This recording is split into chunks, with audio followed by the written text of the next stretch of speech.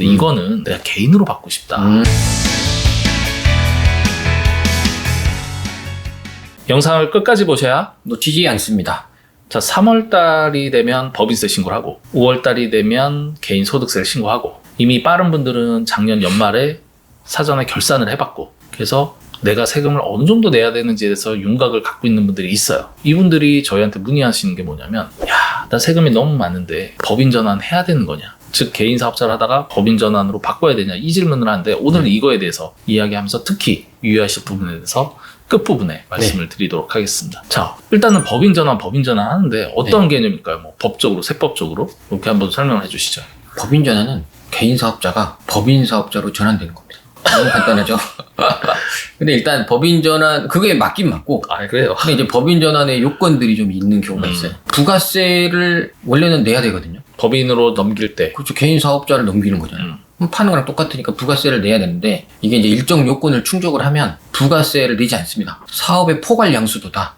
이렇게 보는 거거든요. 그거는 뭐 재화의 공급도 보지 않아서 부가세를 면제해주고 이런 법인 전환을 일반적으로 말하고 있습니다. 그렇죠. 우리가 단적으로 예를 들어서 제가 음식점을 개인적으로 하고 있었는데 네. 법인으로 전환해요. 그러면은 내 법인이라고 생각을 하지만 사실 법인은 인격체가 다르고 다르죠. 즉 다른 사업자 번호로 다른 명의자가 되는 거다 보니 네. 거기 있던 주방기구, 식탁, 그 다음에 이런 것들 고용했던 직원들 이거 다 넘어가야 될 거 아니에요. 그렇죠. 넘어갈 때 뭐 어떤 제품은 부가세가 붙을 수도 있고 어떤 거는 세금을 내야 될 수도 있고 하는데 이 일련의 과정에서 세제 혜택을 주어진다. 맞습니다. 근데 그거는 세제 혜택을 받는 요건에 맞춰서 잘 진행을 해야 되는데 네.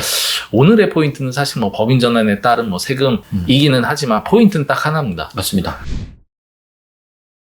우리 사장님들이 이런 질문 하세요. 내가 열심히 개인 사업자를 10년을 했다. 근데 법인으로 할까 말까 세금이 많아가지고 늘 고민했지만 그렇죠. 안 한 이유가 있다. 왜 안 했나 봤더니 야, 법인 했더니 돈 빼기가 너무 힘들어. 그러니까. 그래가지고 내가 계속 고민했는데 이제는 더 이상 목에 차가지고 세금이 안 될 것 같다. 그렇죠. 그래서 이제 법인으로 바꾸겠다 했는데 이분이 이제 머리를 굴려본 거예요.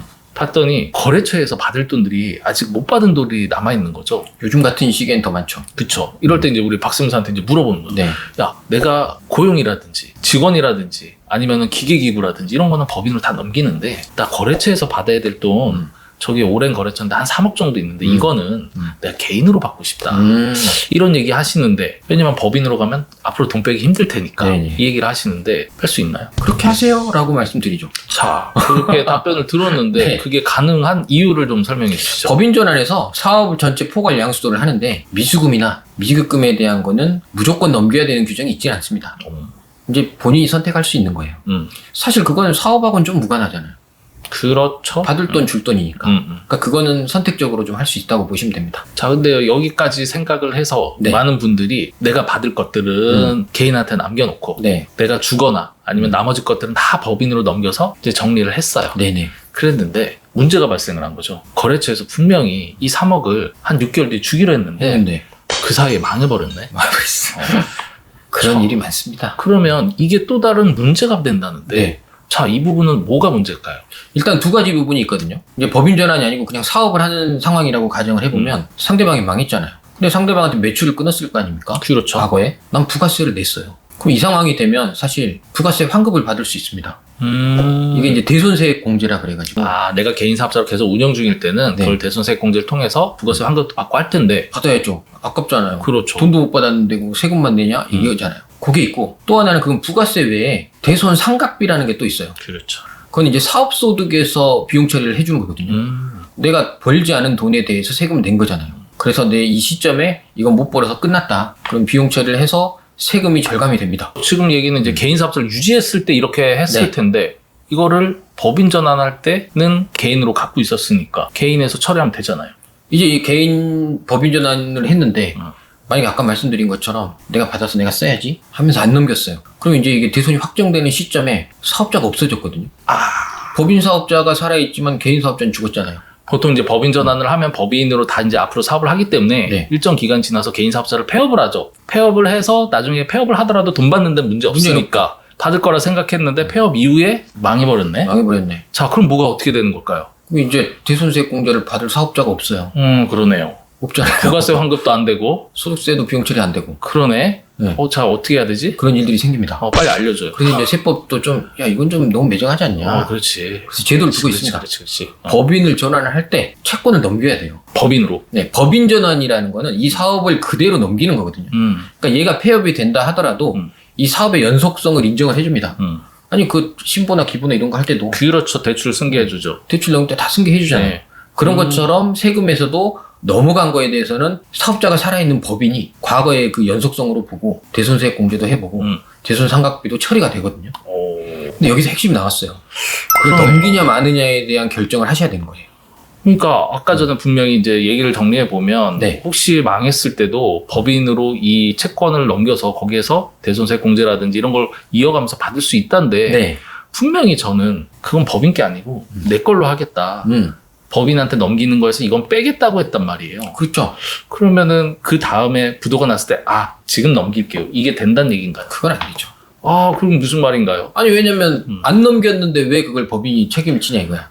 그럼 어떻게 하라고 지금 이렇게 손해를 봤는데. 그러니까 이런 경우가 있기 때문에 잘 판단해 보셔야 되고 채권을 보면 딱 알잖아요. 그러니까 이런 것들을 넘길 때 넘겨야 된다는 거죠. 법인 전환을 할 때. 그러면 여기서 많은 분들이 지금 얘기를 듣고 헷갈리실 거예요. 처음에는 예를 들어서 2025년도에 제가 법인을 만들었고 법인 전환을 하는데 제가 고민을 해보니까 거래소에서 받을 돈이 있는데 이건 내가 개인으로 받아야겠다 해가지고 제가 개인으로 갖고 있고 나머지 것만 법인으로 넘겼어요.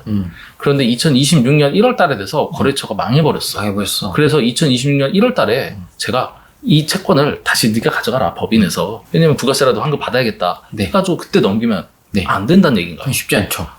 왜냐면 이제 대손세액 공제나 대손상각비는 세무서에서 검토를 합니다. 돈을 돌려줘야 되는 거잖아요. 그렇죠. 돌려줄 때는 검토를 항상 해요. 받을 때는 검토를 잘 안 하는데.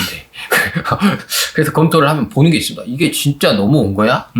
이걸 보잖아요. 그럼 포괄양도양수계약서 가져오라고 할 거예요. 그래서 이 채권이 넘어갔다는 이 목록 기재된 거 가져와라. 그럼 이제 그걸 일단 볼 것이고.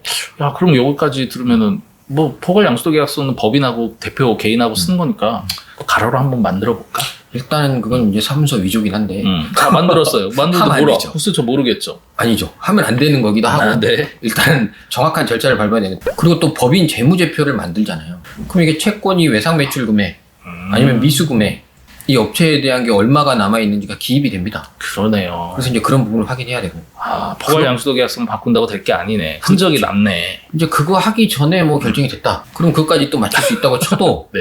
가장 중요한 게 하나 있는데 또 돈 줄 사람. 그러니까 내가 돈을 받아야 될 사람한테 내 채권이 넘어갔다는 통지를 했느냐. 이게 중요해요. 왜냐면 줄 놈은 모르는데 네가 넘겼다고 주장해봐야 뭐 무슨 의미가 있냐 이거죠. 그래서 채무자들한테 내 채권 얼마를 법인 전환 하오니 이전합니다. 이런 공문을 보내야 된다고 확인하시면 됩니다. 사실 뭐 이렇게 공문까지 보낼 일이 많지는 않죠.